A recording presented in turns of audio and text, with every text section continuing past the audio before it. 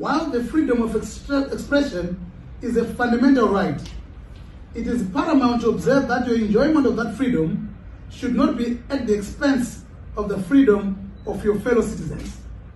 Section 86, subsection 1 of the Constitution of Zimbabwe provides that the fundamental rights and freedoms set out in this chapter must be exercised reasonably and with due regard for the rights and freedoms of other persons, unquote. Freedom of expression does not and cannot mean the right to remove a democratically elected government from office and to replace it with people or a party elected by nobody. Historically, the opposition has never held any peaceful demonstrations. It is indeed disappointing to note that misplaced priorities of sections of the opposition who are agitated to stir civil unrest at a time focus should be on hosting the summit.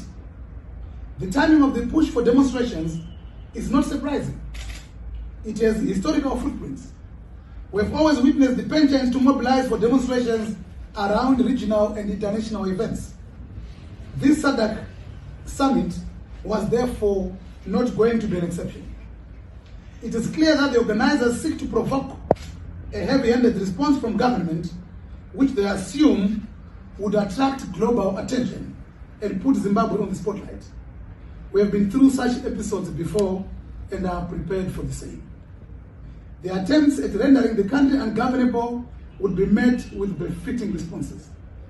Let those seeking to create an atmosphere of despondency among peace-loving citizens be warned that such antics will not be tolerated.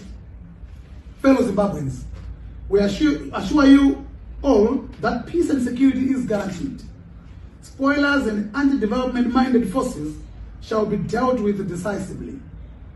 We call upon the nation to ignore the numerous misleading social media messages from opposition quarters. We will go after those pushing for lawlessness and allow the law to take its course. This country has adequate laws to deal with those bent on lawlessness. May